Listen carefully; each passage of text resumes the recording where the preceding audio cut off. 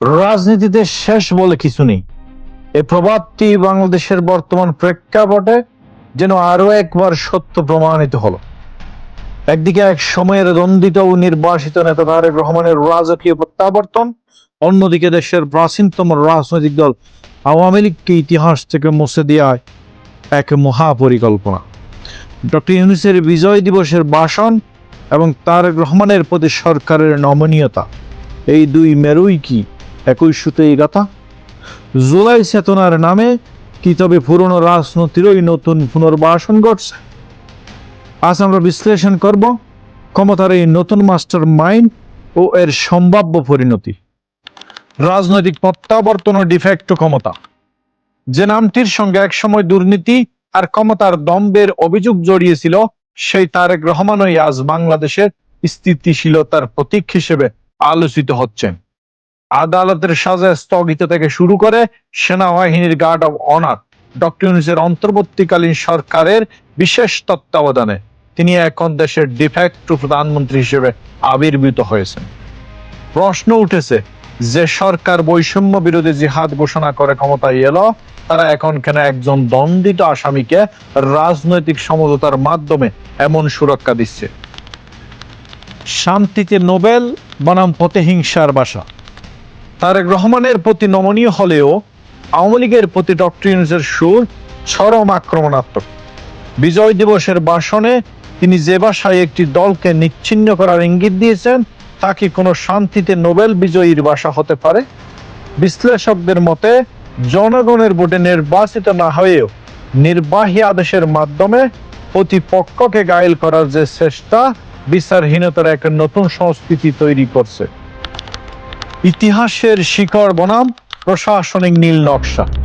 তারেক রহমানের ব্যক্তিগত কোনো গুণের কারণে নয়, বরং রাষ্ট্র পরিচালনায় ইউনূস সরকারের ব্যর্থতা ও রাজনৈতিক শূন্যতার ফল। রাজনৈতিক প্রতিযোগিতায় টিকতে না পেরে এখন প্রশাসনিক ক্ষমতা ব্যবহার করে আওয়ামী লীগকে নির্বাচনের বাইরে রাখার পায়তারা চলছে। কিন্তু নির্বাহী আদেশে কি আসলে ইতিহাসের শিকড় মুছে ফেলা সম্ভব, নাকি এই ফেসিবাদী পদক্ষেপের মাধ্যমে ডক্টর ইউনূস নিজেই নিজের পতনের বীজ বপন করছেন? জামাতের পুনরুত্থান ও ডক্টর ইউনূসের বোল হিসাব। আওয়ামী লীগকে সরিয়ে মাঠ খালি করে ডক্টর ইউনূস আসলে কার সুবিধা করে দিচ্ছেন? মাঠের হিসাব দেখা যাচ্ছে, আওয়ামী লীগ না থাকলে সেই শূন্যস্থান দখল করছে জামাত শিবিরের মতো কট্টরপন্থীরা।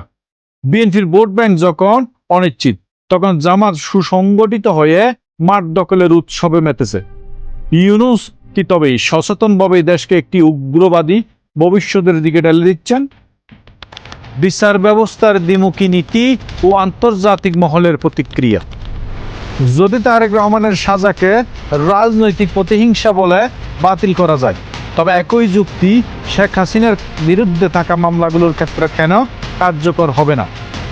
রাষ্ট্র যদি এক পক্ষের জন্য আইন নমনীয় আর অন্য পক্ষের জন্য আইন কঠোর রাখে, তবে আন্তর্জাতিক অঙ্গনে বর্তমান সরকারের সকল বিচার প্রক্রিয়া কেবল রাজনৈতিক প্রতিশ্রুতি হিসেবেই চিহ্নিত হবে। ডক্টর ইউনূস কি আসলেই আওয়ামী লীগের নাম মুছে দিয়ে তারেক রহমানকে দেশের ত্রাতা হিসেবে প্রতিষ্ঠিত করতে পারবেন? জনশ্রুতি রয়েছে, হয়তো একটি সাজানো নির্বাচনের মাধ্যমে তিনি তার নিরাপদ প্রস্থান নিশ্চিত করতে চান। কিন্তু বাংলাদেশের রাজনীতি কোনো পরীক্ষাগার নয় যে চাইলেই ল্যাবরেটরিতে দল তৈরি বা ধ্বংস করা যাবে। শেষ পর্যন্ত জয় কার হবে, জনগণের জনস্রোতের নাকি ক্ষমতার নতুন মাস্টার মাইন্ডের, তা সময়ই বলে দেবে। প্রিয় দর্শক, অন্তর্বর্তী সরকারের কর্মকাণ্ড আপনি কিভাবে দেখছেন? আপনার মন্তব্য কমেন্ট বক্সে জানাবেন। সেই সাথে আমাদের চ্যানেলটি সাবস্ক্রাইব করে পাশে থাকবেন। ধন্যবাদ সবাইকে।